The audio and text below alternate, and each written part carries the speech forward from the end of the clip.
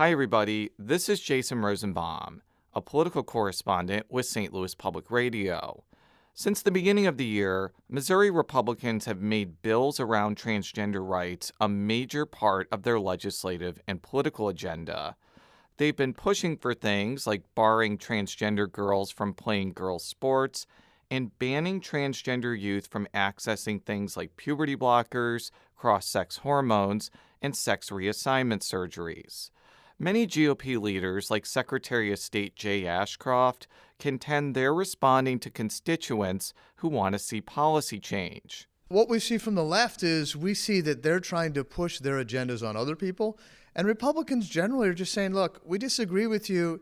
If you want to do that, you can, but don't make us affirm that. But others see this emphasis as political pandering at the expense of a particularly vulnerable part of the LGBTQ community.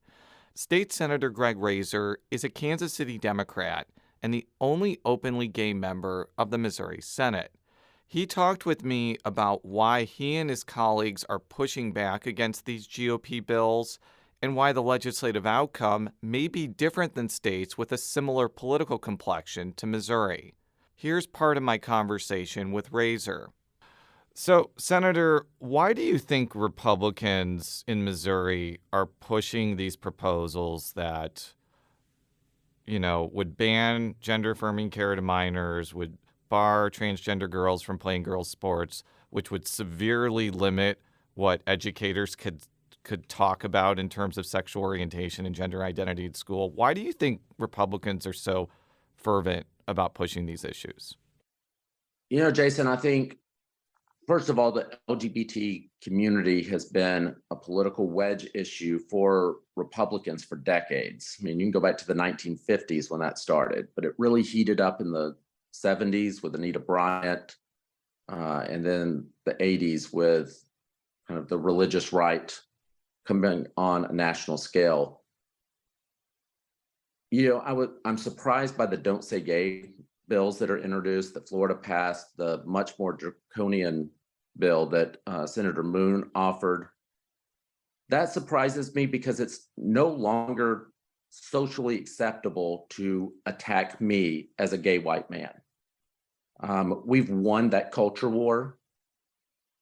I can go pretty much anywhere and not get funny stares for being a gay man. So that it surprises me that they're going there. It does not surprise me that they're going after the transgender community because it's the last piece of our community that hasn't reached that social acceptability yet. So going after the sports thing, that seemed like a no-brainer.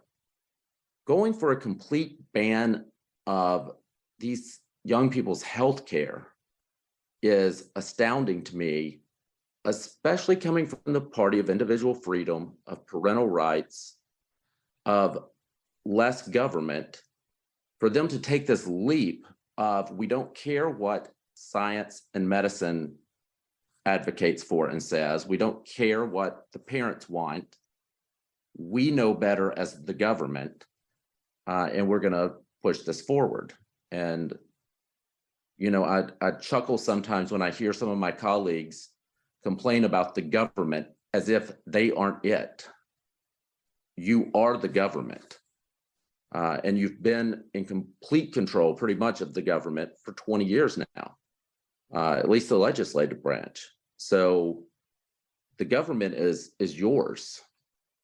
You probably have heard some of the rhetoric that has been coming from some of your Republican colleagues. It's really centered around, like, we got to do this to protect kids. I think that you have probably heard that and probably have thought about that sort of messaging. Like, what do you think about, like, how they're kind of branding or packaging some of these ideas?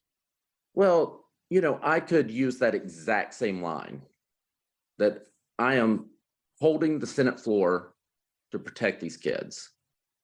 The problem is that loses credibility when you also offer the Don't Say Gay bill. It loses credibility when you won't even give the Missouri Non-Discrimination Act a hearing. It loses credibility when you're the party that said all marriages were going to fail if I had the right to get married. or the military is not going to be a superpower if I'm allowed to fight. This isn't about protecting kids. Last legislative session, it was only about protecting women's sports. So the Republicans suddenly cared about women's sports for the first time. And that's all this was about. And now this year, all of a sudden it's about so much more. And then it's disheartening because, one, they don't understand who transgender people are and have sat down with them and met and listened and learned.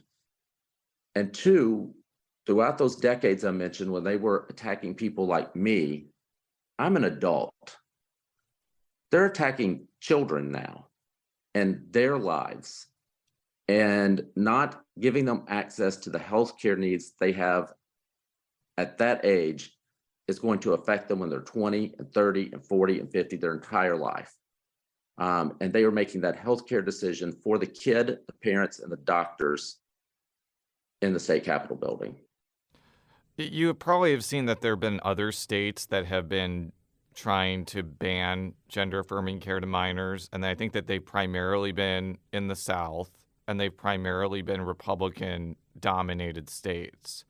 I'm not sure, though, if these states have senates with a strong filibuster, though.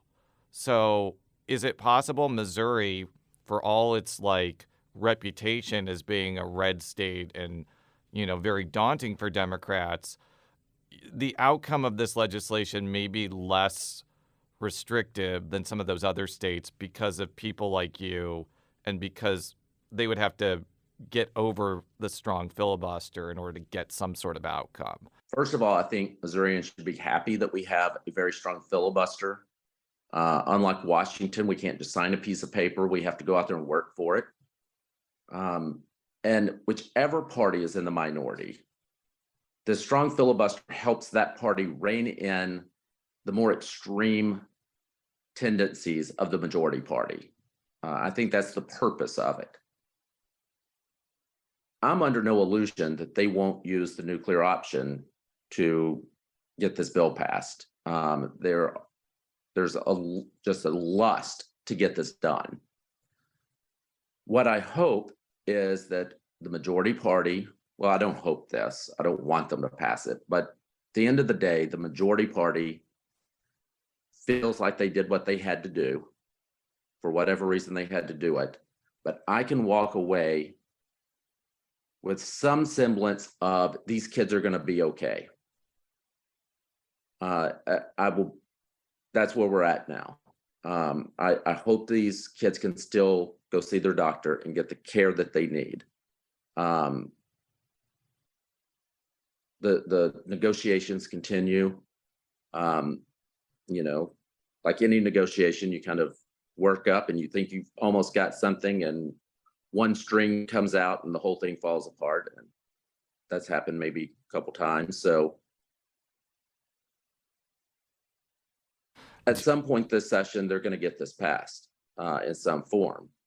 I'm hoping I'm buying enough time and educating enough people that it is something that is not absolutely devastating for the rest of these kids' lives.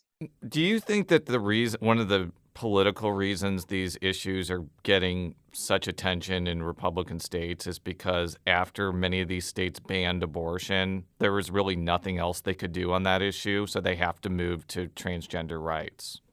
They're a little bit like the dog that caught the car. What do you do now? So, I was told one time, I think it was after the 2018 election, when on the ballot, we defeated right to work, passed medical marijuana, increased the minimum wage, clean Missouri, all of these Democratic priorities.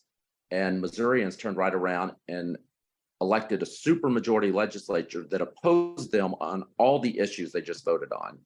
And I was talking to a Republican about that, a friend of mine, a high-ranking Republican. I said, how do you pull this off? And he looked me dead in the eye and said, we have guns and abortion, and nothing else matters. There will be no retribution on what we do because we've got those two issues. Well, they don't have abortion anymore. In fact, I think that favors our party now, especially with the extreme that they went here in Missouri with no exception for rape or incest. And do they have guns anymore? Is that an issue? What else can they do? Last year, Senator, now Congressman Burleson, introduced a bill that the prosecuting attorney in Butler County, Missouri, Poplar Bluff, not a liberal bastion, drove to Jefferson City to testify and said, this is the Make Murder Legal Act. That's what they're down to. There's nothing else they can pass. So they have to find a new social wedge issue. I think they thought it was going to be critical race theory. That dart didn't stick. They're trying to make it stick to trans kids. If this doesn't do it, they'll go after another one. Because at least here in Missouri, they've been in charge of the General Assembly for 20 years and had a supermajority for most of that time. And you start looking at the record, I would want to distract people too. Our state is in trouble right now. We have schools that can't stay open more than 4 days a week. If you do graduate, college tuition is skyrocketing because we are giving less money than we did when Republicans came into the General Assembly. You look down the line. If we want to help kids in Missouri, there's two great ways. Or how about we find the missing children in the foster care system? If we continue and get away from kids for just a second, we didn't fund roads for a quarter century in a state in the middle of the continent. We should be the crossroads of this continent. And we didn't increase the investment in infrastructure. The record to run on is not there for them. And so now we need a wedge issue. Obviously, people in your district probably are happy that you're fighting these bills. But Yeah. do you think that if you went to some of the districts which your Republican colleagues represent, that they would be wildly supportive of these ideas? No, not at all. No, I recognize that. If you put this on the ballot right now, I bet 80% of Missourians vote for it.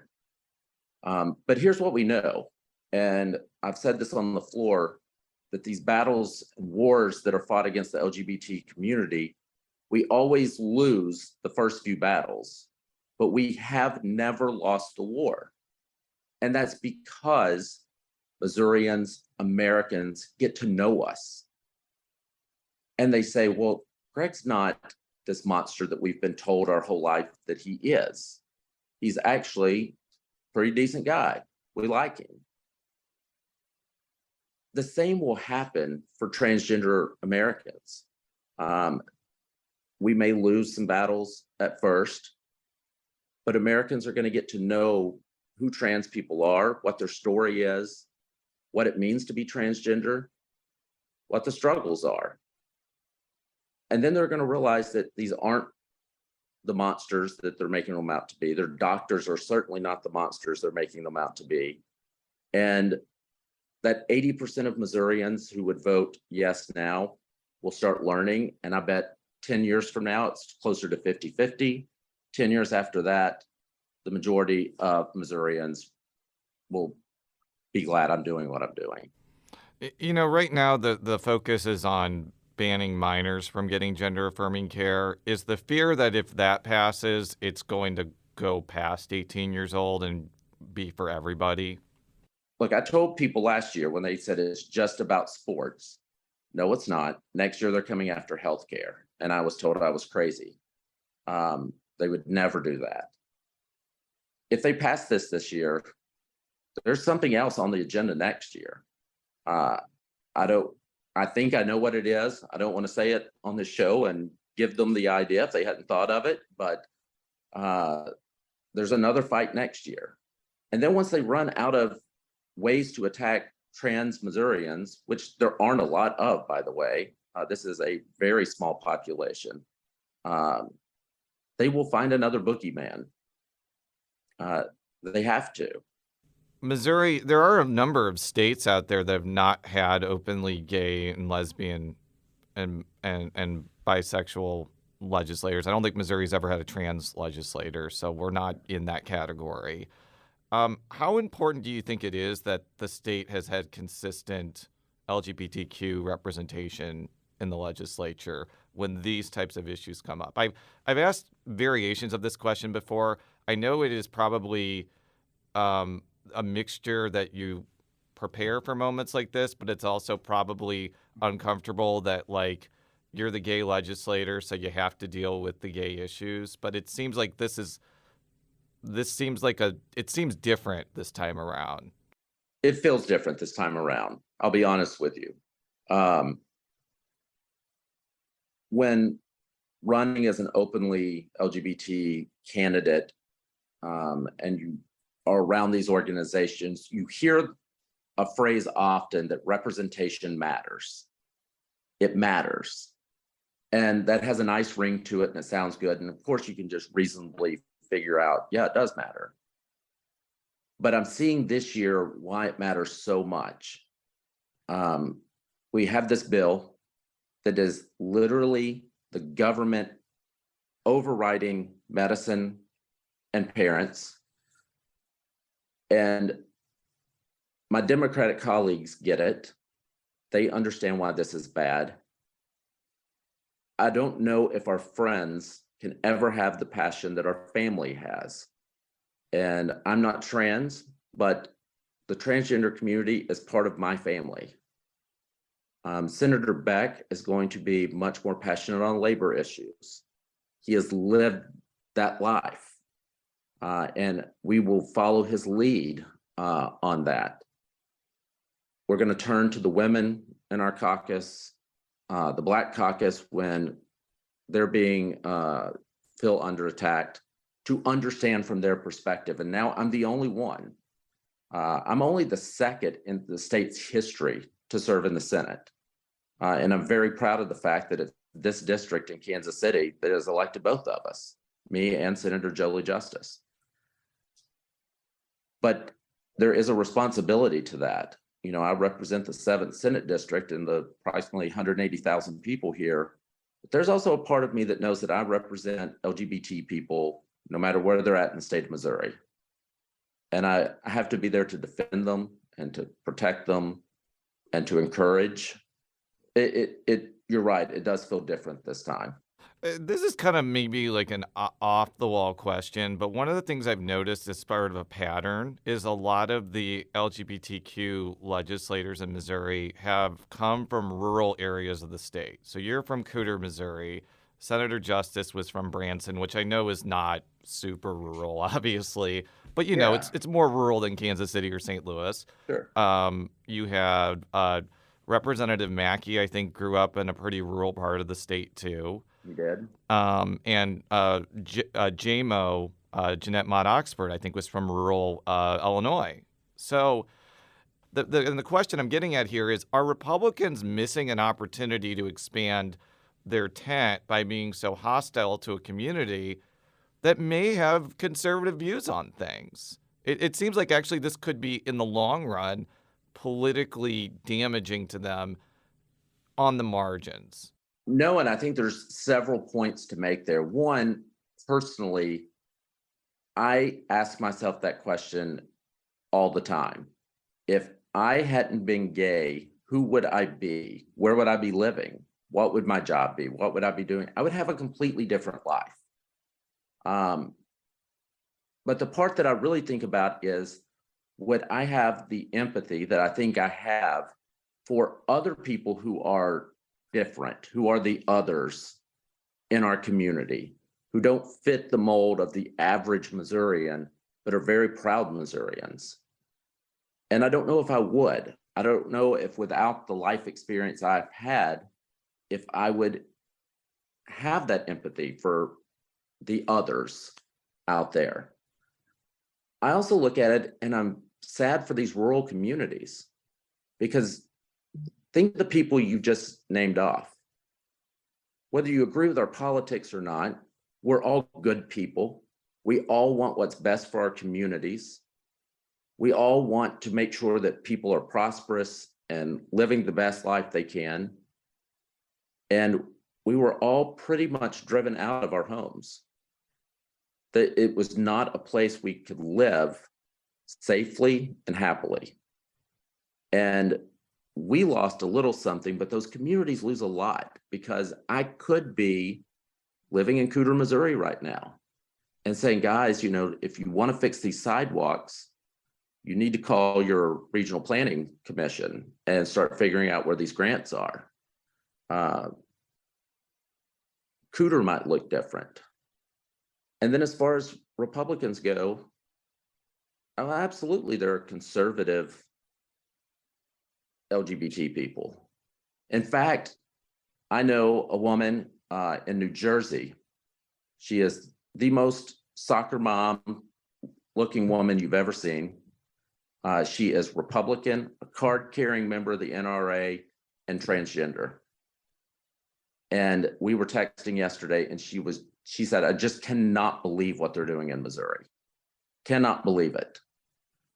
So I've always wondered how you can be Republican and gay when they're so hostile to who we are as a human, even though you understand and agree with the other public policy issues.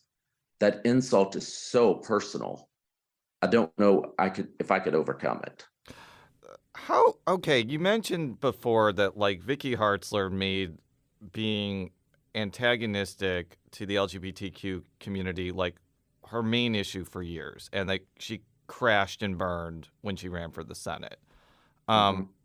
It's very obvious to me that this is going to be a big issue in Missouri and nationally next year. How successful do you think these could be writ large? I mean, Missouri, from a statewide perspective, is difficult for Democrats, even if this issue didn't exist.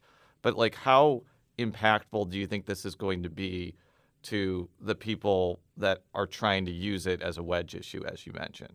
What they have effectively done is put us in a position where we have to, as Democrats, we have to defend what is currently the unpopular opinion.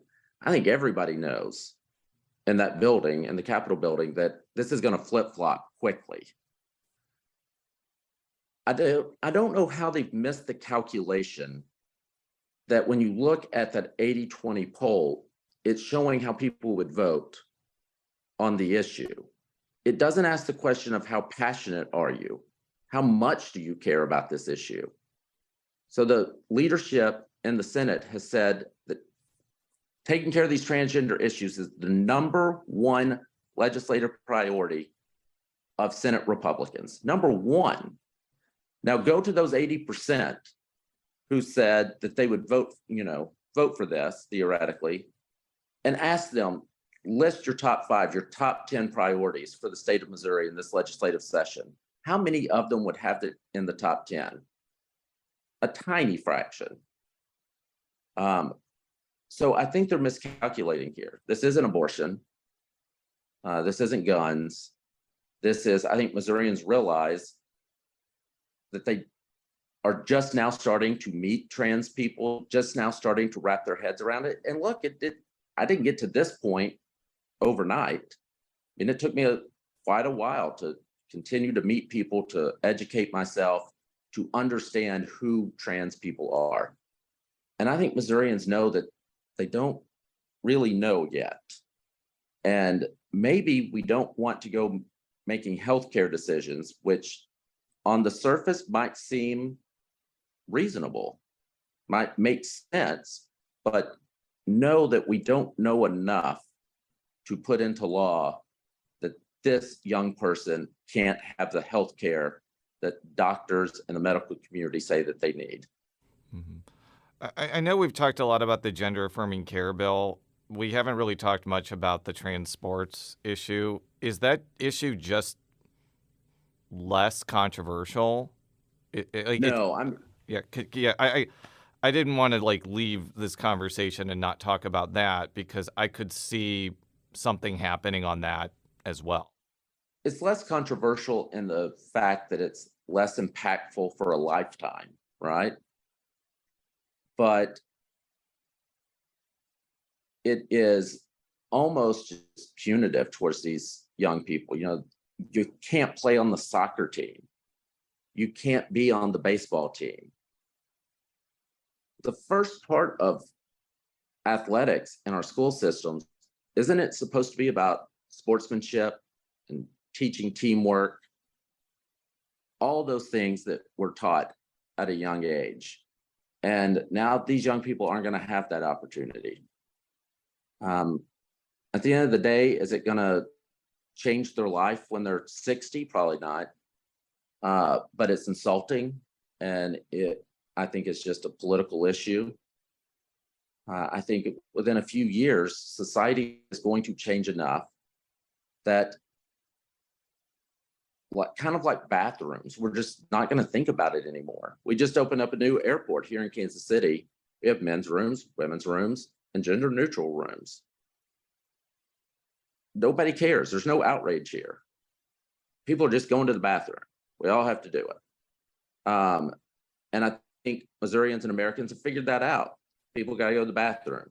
Kids want to play sports.